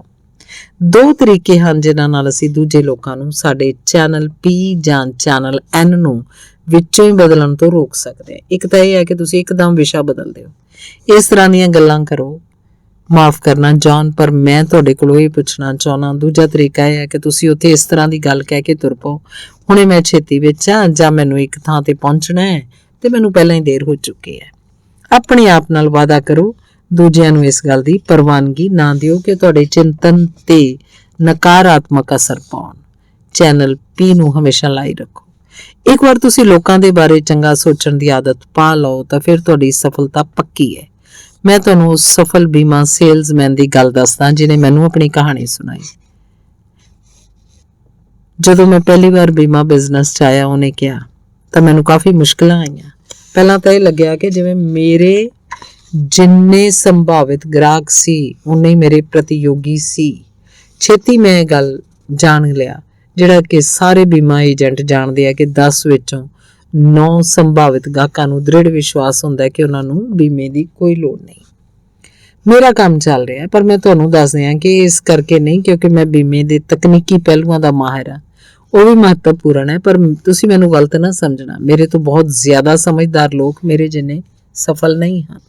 ਅਸਲ 'ਚ ਮੈਂ ਇੱਕ ਇਹੋ ਜਿਹੇ ਬੰਦੇ ਨੂੰ ਜਾਣਦਾ ਜਿਹਨੇ ਬੀਮੇ ਤੇ ਇੱਕ ਕਿਤਾਬ ਲਿਖੀ ਹੈ, ਪਰ ਉਸ ਬੰਦੇ ਦਾ ਬੀਮਾ ਵੀ ਨਹੀਂ ਕਰ ਪਾਇਆ ਜਿਹੜਾ ਜਾਣਦਾ ਸੀ ਕਿ ਉਹਨੂੰ ਕੇਵਲ 5 ਦਿਨ ਹੀ ਜਿੰਦਾ ਰਹਿਣਾ ਹੈ। ਮੇਰੀ ਸਫਲਤਾ ਦਾ ਆਧਾਰ ਸਿਰਫ ਇਹੀ ਹੈ ਕਿ ਉਹਨੇ ਕਿਹਾ ਕਿ ਮੈਂ ਜਿਹਨੂੰ ਆਪਣੀ ਬੀਮਾ ਪਾਲਿਸੀ ਵੇਚਦਾ ਮੈਂ ਉਹਨੂੰ ਸੱਚਮੁੱਚ ਪਸੰਦ ਕਰਦਾ। ਹਾਂਜੀ, ਮੈਂ ਉਹਨੂੰ ਸੱਚਮੁੱਚ ਪਸੰਦ ਕਰਦਾ। ਮੇਰੇ ਕਈ ਸਾਥੀ ਸੇਲਜ਼ਮੈਨ ਇਹ ਨਾਟਕ ਕਰਦੇ ਆ ਕਿ ਉਹ ਸਾਹਮਣੇ ਵਾਲੇ ਨੂੰ ਪਸੰਦ ਕਰ, ਪਰ ਇਸ ਨਾਲ ਕੋਈ ਫਾਇਦਾ ਨਹੀਂ ਹੁੰਦਾ। ਲੋਕਾਂ ਨੂੰ ਪਤਾ ਲੱਗ ਜਾਂਦਾ ਹੈ ਕਿ ਤੁਸੀਂ ਉਹਨਾਂ ਨੂੰ ਬੇਵਕੂਫ ਬਣਾ ਰਹੇ ਹੋ। ਤੁਹਾਡੇ ਹਾਵ ਭਾਵ, ਤੁਹਾਡੇ ਚਿਹਰੇ ਦੇ ਭਾਵ ਤੁਹਾਡੀਆਂ ਅੱਖਾਂ ਤੋਂ ਸਾਫ਼ ਦਿਖ ਜਾਂਦਾ ਤੁਸੀਂ ਨਾਟਕ ਕਰ ਰਹੇ ਹੋ। ਤੇ ਜਦੋਂ ਮੈਂ ਕਿਸੇ ਸੰਭਾਵਿਤ ਗਾਹਕ ਦੇ ਬਾਰੇ ਜਾਣਕਾਰੀ ਇਕੱਤਰ ਕਰਦਾ ਤਾਂ ਮੈਂ ਉਹੀ ਕਰਦਾ ਜਿਹੜਾ ਹਰ ਏਜੰਟ ਕਰਦਾ। ਮੈਂ ਉਹਦੀ ਉਮਰ, ਉਹਦੇ ਕੰਮਕਾਰ, ਉਹਦੀ ਆਮਦਨੀ, ਉਹਦੇ ਬੀਵੀ ਬੱਚਿਆਂ ਬਾਰੇ ਜਾਣਕਾਰੀ ਹਾਸਲ ਕਰਦਾ। ਪਰ ਇਹਦੇ ਨਾਲ ਹੀ ਮੈਂ ਇੱਕ ਹੋਰ ਚੀਜ਼ ਦੀ ਵੀ ਖੋਜ ਕਰਦਾ ਜਿਹਦੇ ਬਾਰੇ ਜ਼ਿਆਦਾ ਸੇਲਜ਼ਮੈਨ ਪਰਵਾਹ ਨਹੀਂ ਕਰਦੇ। ਮੈਂ ਇਹੋ ਜਿਹਾ ਕਾਰਨ ਤਲਾਸ਼ਦਾ ਜਿਹਦੇ ਕਾਰਨ ਮੈਂ ਆਪਣੇ ਸੰਭਾਵਿਤ ਗਾਹਕ ਨੂੰ ਪਸੰਦ ਕਰਨ ਲੱਗ ਜਾਵਾਂ। ਹੋ ਸਕਦਾ ਮੈਨੂੰ ਇਸ ਕਾਰਨ ਉਹਦੀ ਨੌਕਰੀ 'ਚ ਜਾਂ ਉਹਦੇ ਪਿਛਲੇ ਰਿਕਾਰਡ 'ਚ ਮਿਲ ਜਾਣ, ਪਰ ਮੈਂ ਹਮੇਸ਼ਾ ਉਹਨੂੰ ਪਸੰਦ ਕਰਨ ਦੇ ਕਾਰਨ ਨੂੰ ਲੱਭਣ 'ਚ ਸਫਲ ਹੋ ਜਾਂਦਾ। ਫਿਰ ਜਦੋਂ ਮੇਰਾ ਧਿਆਨ ਆਪਣੇ ਸੰਭਾਵਿਤ ਗਾਹਕ ਤੇ ਕੇਂਦਰਿਤ ਹੁੰਦਾ ਤਾਂ ਮੈਂ ਉਹਨੂੰ ਪਸੰਦ ਕਰਨ ਦੇ ਕਾਰਨਾਂ ਨੂੰ ਯਾਦ ਕਰਾ ਦਿੰਦਾ। ਇਹ ਛੋਟੀ ਜਿਹੀ ਤਕਨੀਕ ਵੱਡੇ ਕੰਮ ਦੀ ਹੈ ਕਿਉਂਕਿ ਮੈਂ ਉਹਨੂੰ ਪਸੰਦ ਕਰਦਾ, ਇਸ ਲਈ ਉਹ ਵੀ ਮੈਨੂੰ ਦੇਰ ਸਵੇਰ ਪਸੰਦ ਕਰਨ ਲੱਗਦਾ ਹੈ। ਛੇਤੀ ਮੈਂ ਮੇਜ਼ ਤੇ ਉਹਦੇ ਸਾਹਮਣੇ ਬੈਠਣ ਦੀ ਬਜਾਏ ਉਹਦੀ ਬਗਲ 'ਚ ਬੈਠਾ ਤੇ ਅਸੀਂ ਉਸ ਲਈ ਬੀਮਾ ਯੋਜਨਾ ਬਣਾ ਰਹੇ ਹੁੰਦੇ ਹਾਂ। ਉਹ ਮੇਰੇ ਤੇ ਵਿਸ਼ਵਾਸ ਕਰਦਾ ਹੈ ਕਿਉਂਕਿ ਹੁਣ ਮੈਂ ਉਹਦਾ ਦੋਸਤ ਬਣ ਚੁੱਕਿਆ। ਹਾਲਾਂਕਿ ਹਮੇਸ਼ਾ ਮੈਨੂੰ ਪਹਿਲੀ ਨਜ਼ਰ 'ਚ ਪਸੰਦ ਨਹੀਂ ਕੀਤਾ ਜਾਂਦਾ, ਪਰ ਮੈਂ ਦੇਖਿਆ ਹੈ ਜਦੋਂ ਤੱਕ ਮੈਂ ਸਾਹਮਣੇ ਵਾਲੇ ਨੂੰ ਪਸੰਦ ਕਰਦਾ ਤਦ ਤੱਕ ਇਸ ਗੱਲ ਦੀ ਆਸ ਰਹਿੰਦੀ ਹੈ ਕਿ ਉਹ ਵੀ ਮੈਨੂੰ ਪਸੰਦ ਕਰਨ ਲੱਗੇਗਾ। ਮੇਰੇ ਦੋਸਤ ਨੇ ਅੱਗੇ ਕਿਹਾ ਕਿ ਹੁਣ ਪਿਛਲੇ ਹੀ ਹਫ਼ਤੇ ਮੈਂ ਇੱਕ ਸਖਤ ਗਾਹਕ ਨੂੰ ਤੀਜੀ ਵਾਰ ਮਿਲਿਆ। ਉਹ ਮੈਨੂੰ ਦਰਵਾਜ਼ੇ ਤੇ ਮਿਲ ਗਿਆ। ਮੇਰੇ ਕੁਝ ਕਹਿਣ ਤੋਂ ਪਹਿਲਾਂ ਹੀ ਮੇਰੇ ਤੇ ਕਾਫੀ ਗਰਮ ਹੋਇਆ। ਉਹ ਆਪਣੀਆਂ ਗੱਲਾਂ ਲਗਾਤਾਰ ਕਹਿੰਦਾ ਗਿਆ ਤੇ ਉਹਨੇ ਮੈਨੂੰ ਕੁਝ ਬੋਲਣ ਦਾ ਮੌਕਾ ਹੀ ਨਹੀਂ ਦਿੱਤਾ। ਆਖਰਕਾਰ ਉਹਨੇ ਆਪਣੀ ਗੱਲ ਇਹ ਕਹਿ ਕੇ ਖਤਮ ਕੀਤੀ ਕਿ ਹੁਣ ਮੈਂ ਤੁਹਾਡੀ ਸੂਰਤ ਵੀ ਨਹੀਂ ਵੇਖਣਾ ਚਾਹੁੰਦਾ। ਤੇ ਜਦੋਂ ਉਹਨੇ ਇੰਨਾ ਕਿਹਾ ਮੈਂ ਉਹਦੀਆਂ ਅੱਖਾਂ 'ਚ 5 ਸੈਕਿੰਡ ਤੱਕ ਵੇਖਿਆ, ਫਿਰ ਸੱਚੇ ਦਿਲ ਨਾਲ ਹੌਲੇ ਜਿਹੇ ਕਿਹਾ, ਪਰ ਮਿਸਟਰ ਐਸ, ਮੈਂ ਤਾਂ ਅੱਜ ਤੁਹਾਡੀ ਦੋਸਤ ਦੀ ਹੈਸੀਅਤ ਨਾਲ ਮਿਲਣ ਆਇਆ। ਤੇ ਕੱਲ ਹੀ ਉਹਨੇ ਮੇਰੇ ਤੋਂ $10,000 ਦੀ ਪਾਲਿਸੀ ਖਰੀਦ ਲਈ।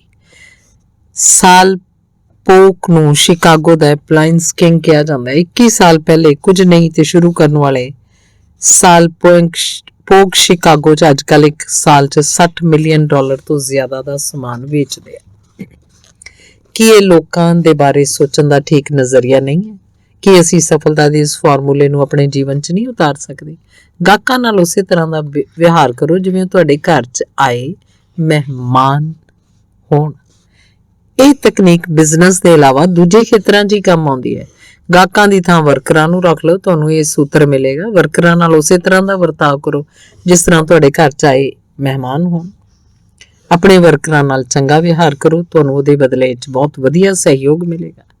ਇਸ ਕਿਤਾਬ ਦੇ ਸ਼ੁਰੂਆਤੀ ਸੰਸਕਰਣ ਦਾ ਰਿਵਿਊ ਕਰਨ ਵਾਲੇ ਮੇਰੇ ਇੱਕ ਦੋਸਤ ਨੇ ਇਹ ਸੂਤਰ ਪੜ੍ਹਨ ਤੋਂ ਬਾਅਦ ਮੈਨੂੰ ਕਿਹਾ, ਇਹ ਲੋਕਾਂ ਨੂੰ ਪਸੰਦ ਕਰਨ ਤੇ ਉਹਨਾਂ ਦਾ ਸਨਮਾਨ ਕਰਨ ਦਾ ਸਕਾਰਾਤਮਕ ਨਤੀਜਾ ਹੈ। ਮੈਂ ਤੁਹਾਨੂੰ ਆਪਣੇ ਇਸ ਦੋਸਤ ਦੀ ਸੱਚੀ ਕਹਾਣੀ ਸੁਣਾਉਣਾ ਚਾਹੁੰਦਾ, ਜਿਸ ਤੋਂ ਸਾਬਤ ਹੁੰਦਾ ਹੈ ਕਿ ਜੇ ਤੁਸੀਂ ਲੋਕਾਂ ਨੂੰ ਨਾ ਪਸੰਦ ਕਰਦੇ ਹੋ ਤੇ ਤੁਹਾਨੂੰ ਉਹਦੇ ਨਤੀਜੇ ਕਿਸ ਤਰ੍ਹਾਂ ਭੁਗਤਣੇ ਪੈਂਦੇ ਆ। ਉਹਨੇ ਦੱਸਿਆ, ਮੇਰੀ ਫਰਮ ਨੂੰ ਇੱਕ ਠੇਕਾ ਮਿਲਿਆ। ਸਾਨੂੰ ਸੌਫਟ ਡਰਿੰਕ ਬੋਟਲਿੰਗ ਕਰਨ ਵਾਲੀ ਇੱਕ ਛੋਟੀ ਕੰਪਨੀ ਨੂੰ ਸਲਾਹਾਂ ਦੇਣ ਦੀਆਂ ਸੇਵਾਵਾਂ ਦੇਣੀਆਂ ਸੀ। ਠੇਕਾ ਕਾਫੀ ਵੱਡਾ ਸੀ, ਤਕਰੀਬਨ $9500 ਦਾ। ਸਾਡਾ ਗਾਹਕ ਬਹੁਤ ਪੜ੍ਹਿਆ ਲਿਖਿਆ ਨਹੀਂ ਸੀ ਤੇ ਉਹਦਾ ਬਿਜ਼ਨਸ ਵੀ ਠੀਕ ਨਹੀਂ ਸੀ ਚੱਲ ਰਿਹਾ। ਪਿਛਲੇ ਕਈ ਸਾਲਾਂ ਤੋਂ ਉਹਨੇ ਬਹੁਤ ਵੱਡੀਆਂ ਗਲਤੀਆਂ ਵੀ ਕੀਤੀਆਂ ਸੀ। ਠੇਕਾ ਮਿਲਣ ਦੇ 3 ਦਿਨ ਬਾਅਦ ਮੈਂ ਆਪਣੇ ਸਹਿਯੋਗੀ ਨਾਲ ਉਸ ਕੰਪਨੀ ਦੇ ਪਲਾਂਟ 'ਚ ਗਿਆ ਜਿਹੜਾ ਸਾਡੇ ਆਫਿਸ ਤੋਂ 45 ਮਿੰਟ ਦੀ ਦੂਰੀ ਤੇ ਸੀ। ਅੱਜ ਤੱਕ ਮੈਂ ਨਹੀਂ ਜਾਣਦਾ ਕਿ ਗੱਲਾਂ ਕਿਸ ਤਰ੍ਹਾਂ ਸ਼ੁਰੂ ਹੋਈਆਂ, ਪਰ ਕਿਸੇ ਨਾ ਕਿਸੇ ਕਾਰਨ ਅਸੀਂ ਲੋਕ ਆਪਣੇ ਗਾਹਕ ਦੇ ਨਕਾਰਾਤਮਕ ਗੁਣਾਂ ਤੇ ਗੱਲਾਂ ਕਰਨ ਲੱਗ ਪਏ। ਅਸੀਂ ਉਹਦੀ ਮੂਰਖਤਾ ਤੇ ਹੱਸ ਰਹੇ ਸੀ, ਜਿਨ੍ਹਾਂ ਕਾਰਨਾਂ ਕਰਕੇ ਉਹਨੇ ਆਪਣੇ ਰਾਹ 'ਚ ਔਕੜਾਂ ਖੜੀਆਂ ਕਰ ਲਈਆਂ। ਉਹਨੇ ਆਪਣੀਆਂ ਸਮੱਸਿਆਵਾਂ ਦੇ ਬਾਰੇ ਸਾਡੇ ਤੋਂ ਸਲਾਹ ਲੈਣ ਦੀ ਬਜਾਏ ਆਪਣੀ ਬੁੱਧੀ ਤੇ ਭਰੋਸਾ ਕੀਤਾ। ਉਸੇ ਦਾ ਨਤੀਜਾ ਹੈ ਕਿ ਅੱਜ ਉਹਦਾ ਬਿਜ਼ਨਸ ਦਾ ਭੱਠਾ ਬਹਿ ਚੁੱਕਿਆ ਹੈ।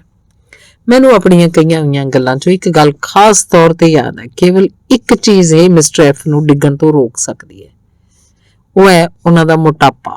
ਮੇਰੇ ਸਹਿਯੋਗੀ ਨੇ ਵੀ ਇਸ ਚਰਚਾ 'ਚ ਆਪਣਾ ਯੋਗਦਾਨ ਪਾਇਆ ਤੇ ਉਹਦੇ ਮੁੰਡੇ ਨੂੰ ਦੇਖੋ, ਉਹਦੀ ਉਮਰ ਤਕਰੀਬਨ 35 ਸਾਲ ਹੋਏਗੀ, ਪਰ ਆਪਣੇ ਕੰਮ 'ਚ ਉਹਦੀ ਕੇਵਲ ਇੰਨੀ ਯੋਗਤਾ ਹੈ ਕਿ ਉਹਨੂੰ ਅੰਗਰੇਜ਼ੀ ਬੋਲਣੀ ਆਉਂਦੀ ਹੈ। ਸਾਰੇ ਰਾਹ ਅਸੀਂ ਕੇਵਲ ਆਪਣੇ ਗਾਹਕ ਦੀ ਬੁਰਾਈ ਕਰਦੇ ਰਹੇ ਤੇ ਸੋਚਦੇ ਰਹੇ ਵੀ ਕਿੰਨਾ ਮੂਰਖ ਹੈ। ਉਸ ਦੁਪਹਿਰ ਸਾਡੀ ਚਰਚਾ ਬੜੀ ਠੰਡੀ ਸਾਬਤ ਹੋਈ। ਹੁਣ ਜਦੋਂ ਮੈਂ ਪਿੱਛੇ ਮੁੜ ਕੇ ਸੋਚਦਾ, ਮੈਨੂੰ ਲੱਗਦਾ ਹੈ ਸ਼ਾਇਦ ਸਾਡਾ ਗਾਹਕ ਇਹ ਸਮਝ ਗਿਆ ਸੀ ਕਿ ਉਹਦੇ ਬਾਰੇ ਸਾਡੀ ਸੋਚ ਨਕਾਰਾਤਮਕ ਹੈ। ਉਹਨੇ ਸੋਚਿਆ ਹੋਵੇਗਾ ਵੀ ਇਹ ਲੋਕ ਸੋਚਦੇ ਆ ਕਿ ਮੈਂ ਮੂਰਖ ਹਾਂ ਜਾਂ ਨਾ ਸਮਝਾਂ, ਤੇ ਉਹ ਮੇਰੇ ਨਾਲ ਚਿਕਨੀਆਂ ਚੋਪੜੀਆਂ ਗੱਲਾਂ ਕਰਕੇ ਮੇਰੇ ਕੋਲੋਂ ਪੈਸਾ ਠੱਗਣਾ ਚਾਹੁੰਦੇ। 2 ਦਿਨਾਂ ਬਾਅਦ ਮੈਨੂੰ ਉਸ ਗਾਹਕ ਦੀ 2 ਲਾਈਨਾਂ ਦੀ ਚਿੱਠੀ ਮਿਲੀ, ਜਿਸ 'ਚ ਲਿਖਿਆ ਸੀ, ਮੈਂ ਫੈਸਲਾ ਕੀਤਾ ਮੈਂ ਤੁਹਾਡੀਆਂ ਸਲਾਹਾਂ ਦੇਣ ਦੀਆਂ ਸੇਵਾਵਾਂ ਦਾ ਲਾਭ ਨਹੀਂ ਉਠਾਉਣਾ ਚਾਹੁੰਦਾ। ਜੇ ਅੱਜ ਦੀ ਤਾਰੀਖ ਤੱਕ ਤੁਹਾਡੀਆਂ ਸੇਵਾਵਾਂ ਦਾ ਕੋਈ ਭੁਗਤਾਨ ਮੈਨੂੰ ਕਰਨਾ ਹੋਏ ਤਾਂ ਕਿਰਪਾ ਕਰਕੇ ਆਪਣਾ ਬਿੱਲ ਭੇਜ ਦਿਓ। 40 ਮਿੰਟ ਦੇ ਨਕਾਰਾਤਮਕ ਵਿਚਾਰਾਂ ਦਾ ਮੁੱਲ ਸਾਨੂੰ ਇਸ ਤਰ੍ਹਾਂ ਚੁਕਾਉਣਾ ਪਿਆ ਕਿ ਸਾਡੇ ਹੱਥੋਂ $9500 ਦਾ ਠੇਕਾ ਚਲਾ ਗਿਆ। ਇਹ ਤੋਂ ਵੀ ਜ਼ਿਆਦਾ ਦੁਖਦਾਈ ਗੱਲ ਇਹ ਸੀ ਕਿ ਸਾਡੇ ਸਾਬਕਾ ਗਾਹਕ ਨੇ 1 ਮਹੀਨੇ ਬਾਅਦ ਸ਼ਹਿਰ ਤੋਂ ਬਾਹਰ ਇੱਕ ਫਰਮ ਕੋਲੋਂ ਸਲਾਹ ਲੈਣ ਦੀਆਂ ਸੇਵਾਵਾਂ ਲੈ ਲਈਆਂ, ਸਲਾਹ ਦੇਣ ਦੀਆਂ ਸੇਵਾਵਾਂ ਲੈ ਲਈਆਂ। ਜੇ ਅਸੀਂ ਉਹਦੇ ਚੰਗੇ ਗੁਣਾਂ ਤੇ ਧਿਆਨ ਕੇਂਦਰਿਤ ਕੀਤਾ ਹੁੰਦਾ ਤਾਂ ਅਸੀਂ ਆਪਣੇ ਗਾਹਕ ਨੂੰ ਨਾ ਗਵਾਉਂਦੇ। ਤੁਸੀਂ ਇੱਕ ਕੰਮ ਕਰੋ ਜਿਸ ਨਾਲ ਤੁਹਾਨੂੰ ਮਜ਼ਾ ਵੀ ਆਏਗਾ, ਨਾਲੋਂ ਨਾਲ ਤੁਸੀਂ ਸਫਲਤਾ ਦਾ ਇਹ ਬੁਨਿਆਦੀ ਸਿਧਾਂਤ ਵੀ ਸਿੱਖ ਜਾਓਗੇ।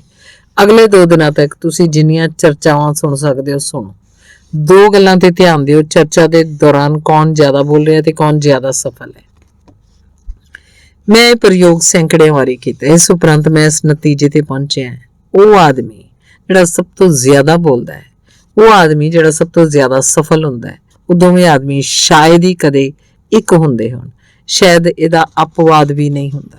ਆਦਮੀ ਜਿੰਨਾ ਸਫਲ ਹੁੰਦਾ ਹੈ ਉਹ ਚਰਚਾ 'ਚ ਉਨਾ ਹੀ ਜ਼ਿਆਦਾ ਉਦਾਰ ਹੁੰਦਾ ਹੈ, ਯਾਨੀ ਕਿ ਉਹ ਸਾਹਮਣੇ ਵਾਲੇ ਨੂੰ ਆਪਣੇ ਬਾਰੇ ਗੱਲਾਂ ਕਰਨ ਦਿੰਦਾ ਹੈ, ਆਪਣੇ ਵਿਚਾਰ, ਆਪਣੀਆਂ ਉਪਲਬਧੀਆਂ, ਆਪਣੇ ਪਰਿਵਾਰ, ਆਪਣੀ ਨੌਕਰੀ, ਆਪਣੀਆਂ ਸਮੱਸਿਆਵਾਂ। ਚਰਚਾ ਦੀ ਉਦਾਰਤਾ ਤੁਹਾਨੂੰ 2 ਤਰ੍ਹਾਂ ਤੋਂ ਸਫਲ ਬਣਾਉਂਦੀ। ਪਹਿਲਾ, ਚਰਚਾ ਦੀ ਉਦਾਰਤਾ ਨਾਲ ਤੁਹਾਡੇ ਦੋਸਤ ਬਣਦੇ ਆ, ਤੇ ਦੂਜਾ, ਚਰਚਾ ਦੀ ਉਦਾਰਤਾ ਨਾਲ ਤੁਹਾਨੂੰ ਲੋਕਾਂ ਬਾਰੇ ਜਾਣਨ ਦਾ ਮੌਕਾ ਮਿਲਦਾ ਹੈ। ਯਾਦ ਰੱਖੋ, ਆਮ ਇਨਸਾਨ ਦੁਨੀਆ 'ਚ ਕਿਸੇ ਵੀ ਚੀਜ਼ ਤੋਂ ਜ਼ਿਆਦਾ ਆਪਣੇ ਆਪ ਬਾਰੇ ਗੱਲਾਂ ਕਰਨਾ ਜ਼ਿਆਦਾ ਪਸੰਦ ਕਰੇਗਾ। ਜਦੋਂ ਤੁਸੀਂ ਉਹਨੂੰ ਇਸ ਗੱਲ ਦਾ ਮੌਕਾ ਦਿੰਦੇ ਹੋ ਤਾਂ ਤੁਹਾਨੂੰ ਪਸੰਦ ਕਰਨ ਲੱਗਦਾ ਹੈ। ਤੇ ਚਰਚਾ 'ਚ ਉਦਾਰਤਾ ਦਾ ਦੂਜਾ ਫਾਇਦਾ ਵੀ ਮਹੱਤਵਪੂਰਨ ਹੈ, ਜਿਸ ਨਾਲ ਤੁਸੀਂ ਲੋਕਾਂ ਬਾਰੇ ਜ਼ਿਆਦਾ ਜਾਣ ਸਕਦੇ ਹੋ। ਜਿਵੇਂ ਅਸੀਂ ਪਹਿਲੇ ਅਧਿਆਇ 'ਚ ਕਿਹਾ ਹੈ, ਅਸੀਂ ਆਪਣੀ ਸਫਲਤਾ ਦੀ ਪ੍ਰਯੋਗਸ਼ਾਲਾ 'ਚ ਲੋਕਾਂ ਦਾ ਅਧਿਐਨ ਕਰਦੇ ਹਾਂ। ਅਸੀਂ ਉਹਨਾਂ ਬਾਰੇ, ਉਹਨਾਂ ਦਾ ਵਿਚਾਰ ਪ੍ਰਕਿਰਿਆ ਬਾਰੇ, ਉਹਨਾਂ ਦੇ ਚੰਗੇ ਜਾਂ ਮਾੜੇ ਗੁਣਾਂ ਬਾਰੇ, ਉਹ ਕੋਈ ਕੰਮ ਕਿਉਂ ਤੇ ਕਿਵੇਂ ਕਰਦੇ, ਇਸ ਬਾਰੇ ਅਸੀਂ ਜਿੰਨਾ ਜ਼ਿਆਦਾ ਜਾਣ ਲੈਂਦੇ ਹਾਂ, ਸਾਨੂੰ ਉਨਾ ਹੀ ਜ਼ਿਆਦਾ ਮੁਨਾਫਾ ਹੁੰਦਾ ਹੈ। ਮੈਂ ਤੁਹਾਨੂੰ ਇੱਕ ਹੋਰ ਉਦਾਹਰਨ ਦਿਆਂ। ਬਾਕੀ ਵਿਗਿਆਪਨ ਏਜੰਸੀਆਂ ਵਾਂਗ ਹੀ ਨਿਊਯਾਰਕ ਦੀ ਇੱਕ ਐਡਵਰਟਾਈਜ਼ਿੰਗ ਏਜੰਸੀ ਵੀ ਜਨਤਾ ਨੂੰ ਇਹ ਦੱਸਿਆ ਕਰਦੀ ਸੀ ਕਿ ਜਨਤਾ ਨੂੰ ਇਹਦੇ ਵਿਗਿਆਪਨ 'ਚ ਦੱਸੀਆਂ ਗਈਆਂ ਚੀਜ਼ਾਂ ਕਿਉਂ ਖਰੀਦਣੀਆਂ ਚਾਹੀਦੀਆਂ ਹਨ। ਪਰ ਇਹ ਏਜੰਸੀ ਇੱਕ ਕੰਮ ਹੋਰ ਕਰਦੀ ਸੀ, ਆਪਣੇ ਲਿਖਣ ਵਾਲਿਆਂ ਨੂੰ ਹਰ ਸਾਲ 1 ਹਫ਼ਤੇ ਲਈ ਦੁਕਾਨ 'ਚ ਸੇਲਜ਼ਮੈਨ ਦੇ ਕੰਮ ਤੇ ਰੱਖਦੀ ਸੀ, ਤਾਂ ਜੋ ਉੱਥੇ ਉਹਨਾਂ ਵੱਲੋਂ ਵਿਗਿਆਪਿਤ ਚੀਜ਼ਾਂ ਬਾਰੇ ਲੋਕਾਂ ਦੇ ਵਿਚਾਰ ਸੁਣ ਸਕਣ। ਕਈ ਪ੍ਰਗਤੀਸ਼ੀਲ ਕੰਪਨੀਆਂ ਆਪਣੇ ਉਹਨਾਂ ਵਰਕਰਾਂ ਦਾ ਆਖਰੀ ਇੰਟਰਵਿਊ ਲੈਂਦੀਆਂ ਹਨ ਜਿਹੜੇ ਕੰਮ ਛੱਡ ਕੇ ਜਾ ਰਹੇ ਹੁੰਦੇ ਆ। ਉਹਦਾ ਕਾਰਨ ਇਹ ਨਹੀਂ ਹੁੰਦਾ ਕਿ ਉਹ ਵਰਕਰ ਨੂੰ ਉੱਥੇ ਰੋਕਣ ਦਾ ਯਤਨ ਕਰ ਰਹੇ ਹੈ, ਬਲਕਿ ਇਹ ਜਾਣਨਾ ਹੁੰਦਾ ਹੈ ਕਿ ਕੰਮ ਛੱਡ ਕੇ ਕਿਉਂ ਜਾ ਰਹੇ ਹੈ। ਕੰਪਨੀ ਦੇ ਵਰਕਰਾਂ ਦੇ ਨਾਲ ਸੰਬੰਧ ਸੁਧਾਰਨ 'ਚ ਇੰਟਰਵਿਊ ਬੜਾ ਕੰਮ ਆਉਂਦਾ ਹੈ। ਸੁਣਨ ਤੋਂ ਵੀ ਫਾਇਦਾ ਹੁੰਦਾ ਹੈ। ਸੁਣਨਾ ਸੇਲਜ਼ਮੈਨ ਦੇ ਲਈ ਫਾਇਦੇਮੰਦ ਹੁੰਦਾ ਹੈ। ਆਮ ਕਰਕੇ ਲੋਕ ਇਹ ਸੋਚਦੇ ਆ ਵੀ ਚੰਗਾ ਸੇਲਜ਼ਮੈਨ ਉਹ ਹੁੰਦਾ ਹੈ ਜਿਹੜਾ ਚੰਗਾ ਵਕਤਾ ਹੋਵੇ ਜਾਂ ਬੋਲਣ ਵਾਲਾ ਹੋਵੇ, ਪਰ ਸੇਲਜ਼ ਮੈਨੇਜਰਾਂ ਦੇ ਚੰਗੇ ਵਕਤਾਵਾਂ ਦਾ ਉਹਨਾਂ ਪ੍ਰਭਾਵ ਨਹੀਂ ਪੈਂਦਾ। ਚਰਚਾ 'ਚ ਬੋਲਣ ਦੀ ਵਾਗਡੋਰ ਨਾ ਸੰਭਾਲੇ ਰਹੋ, ਸੁਣੋ, ਦੋਸਤ ਬਣਾਓ ਤੇ ਸਿੱਖੋ। ਸਾਹਮਣੇ ਵਾਲੇ ਬੰਦੇ ਨਾਲ ਚਰਚਾ 'ਚ ਨਿਮਰਤਾ ਸਭ ਤੋਂ ਚੰਗਾ ਟ੍ਰੈਂਕੁਲਾਈਜ਼ਰ ਹੁੰਦਾ ਹੈ। ਤੁਸੀਂ ਦੂਜੇ ਲੋਕਾਂ ਦੇ ਵਾਸਤੇ ਜਿਹੜੀਆਂ ਛੋਟੀਆਂ-ਛੋਟੀਆਂ ਚੀਜ਼ਾਂ ਕਰਦੇ ਉਹ ਬੜੀਆਂ ਮਹੱਤਵਪੂਰਨ ਹੁੰਦੀਆਂ। ਜੇ ਤੁਹਾਡਾ ਲੋਕਾਂ ਬਾਰੇ ਸੋਚਣ ਦਾ ਨਜ਼ਰੀਆ ਠੀਕ ਹੈ ਤਾਂ ਤੁਹਾਡੀਆਂ ਬਹੁਤੀਆਂ ਚਿੰਤਾਵਾਂ ਤੇ ਫਿਕਰ ਨਿਸ਼ਚਿਤ ਤੌਰ ਤੇ ਘੱਟ ਹੋ ਜਾਣਗੇ। ਲੋਕਾਂ ਦੇ ਬਾਰੇ ਠੀਕ ਨਜ਼ਰੀਏ ਦਾ ਅਸਲੀ ਇਮਤਿਹਾਨ ਤਦੋਂ ਹੁੰਦਾ ਹੈ ਜਦੋਂ ਚੀਜ਼ਾਂ ਸਾਡੇ ਹਿਸਾਬ ਨਾਲ ਨਹੀਂ ਹੁੰਦੀਆਂ। ਤੁਹਾਨੂੰ ਕਿਵੇਂ ਲੱਗਦਾ ਜਦੋਂ ਤੁਹਾਡੀ ਥਾਂ ਕਿਸੇ ਦੂਜੇ ਨੂੰ ਪ੍ਰਮੋਸ਼ਨ ਮਿਲ ਜਾਏ, ਜਾਂ ਜਦੋਂ ਤੁਸੀਂ ਆਪਣੇ ਕਲੱਬ ਦੀਆਂ ਚੋਣਾਂ 'ਚ ਹਾਰ ਜਾਂਦੇ ਹੋ, ਜਾਂ ਜਦੋਂ ਤੁਹਾਡੇ ਕੰਮ ਦੀ ਨੁਕਤਾਚੀਨੀ ਹੁੰਦੀ ਹੈ? ਯਾਦ ਰੱਖੋ, ਹਾਰਨ ਤੋਂ ਬਾਅਦ ਤੁਸੀਂ ਕਿਵੇਂ ਸੋਚਦੇ ਹੋ ਇਸ ਗੱਲ ਤੋਂ ਤੈਅ ਹੁੰਦਾ ਕਿ ਤੁਸੀਂ ਕਿੰਨੇ ਸਮੇਂ ਬਾਅਦ ਜਿੱਤੋਗੇ। ਆਪਣੀ ਅਸਫਲਤਾ ਤੋਂ ਬਾਅਦ ਲੋਕਾਂ ਦੇ ਬਾਰੇ ਸਹੀ ਤਰੀਕੇ ਨਾਲ ਸੋਚਣ ਦੀ ਪੈਰਵੀ ਬੈਂਜਾਮਿਨ ਫੇਅਰਲੈਸ ਨੇ ਕੀਤੀ ਹੈ। ਬਹੁਤ ਗਰੀਬ ਮਾਹੌਲ 'ਚ ਵੱਡੇ ਹੋਣ ਤੋਂ ਬਾਅਦ mister Fairless United States Steel Corporation ਦੇ ਚੀਫ ਐਗਜ਼ੀਕਿਊਟਿਵ ਬਣ ਗਏ। ਲਾਈਫ ਮੈਗਜ਼ੀਨ 15 ਅਕਤੂਬਰ 1956 'ਚ ਉਹਨਾਂ ਦੇ ਹਵਾਲੇ ਇਹ ਛਪਿਆ।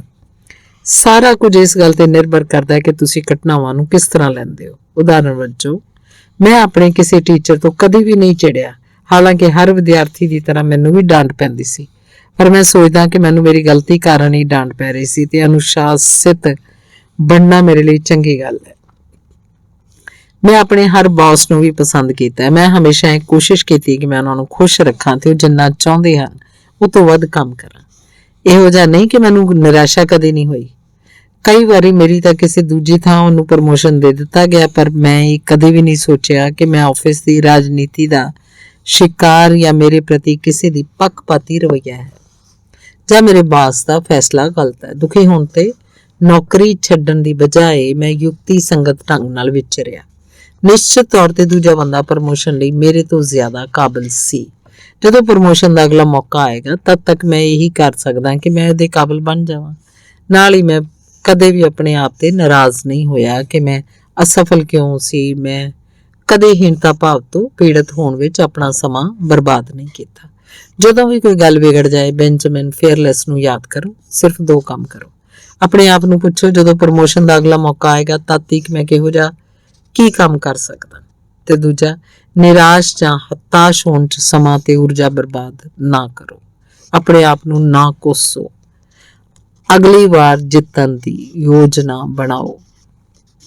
ਸੰਖੇਪ 'ਚ ਤੁਸੀਂ ਇਹਨਾਂ ਸਿਧਾਂਤਾਂ ਨੂੰ ਅਮਲ 'ਚ ਲਿਆਓ। ਪਹਿਲਾ, ਆਪਣੇ ਆਪ ਨੂੰ ਹੌਲਾ ਰੱਖੋ ਤਾਂ ਜੋ ਲੋਕ ਤੁਹਾਨੂੰ ਆਸਾਨੀ ਨਾਲ ਉੱਤੇ ਚੁੱਕ ਸਕਣ। ਲੋਕਾਂ ਦੇ ਪਸੰਦੀਦਾ ਬਣੋ, ਹਰਮਨ ਪਿਆਰੇ ਬਣੋ। ਇਸ ਨਾਲ ਉਹਨਾਂ ਦਾ ਸਮਰਥਨ ਵੀ ਹਾਸਿਲ ਹੁੰਦਾ ਹੈ। ਦੂਜਾ, ਦੋਸਤੀ ਬਣਾਉਣ 'ਚ ਪਹਿਲ ਕਰੋ। ਹਰ ਮੌਕੇ ਤੇ ਸਾਹਮਣੇ ਵਾਲੇ ਨਾਲ ਆਪਣੀ ਜਾਣ ਪਛਾਣ ਕਰਾਓ।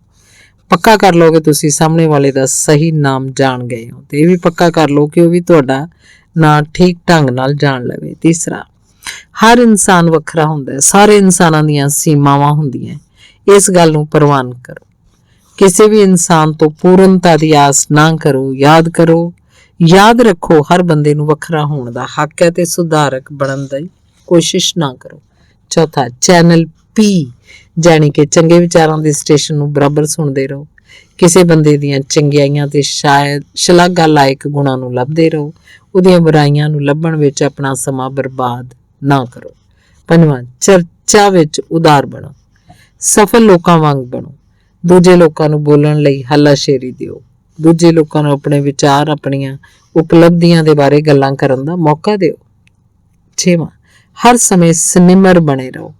ਇਸ ਨਾਲ ਲੋਕਾਂ ਨੂੰ ਚੰਗਾ ਲੱਗਦਾ ਹੈ ਤਾਂ ਤੁਹਾਨੂੰ ਵੀ ਚੰਗਾ ਲੱਗੇਗਾ। ਸੱਤਵਾਂ ਤੇ ਅਖੀਰਲਾ, ਜਦ ਵੀ ਤੁਸੀਂ ਅਸਫਲ ਹੋਵੋ ਤਾਂ ਆਪਣੀ ਅਸਫਲਤਾ ਵਾਸਤੇ ਦੂਜਿਆਂ ਨੂੰ ਦੋਸ਼ ਨਾ ਦਿਓ। ਯਾਦ ਰੱਖੋ, ਹਾਰਨ ਤੋਂ ਬਾਅਦ ਤੁਸੀਂ ਕਿਵੇਂ ਸੋਚਦੇ ਹੋ ਇਸ ਗੱਲ ਨਾਲ ਇਹ ਤੈਅ ਹੁੰਦਾ ਹੈ ਕਿ ਤੁਸੀਂ ਕਿੰਨੇ ਸਮੇਂ ਬਾਅਦ ਜਿੱਤੋਗੇ। ਧੰਨਵਾਦ।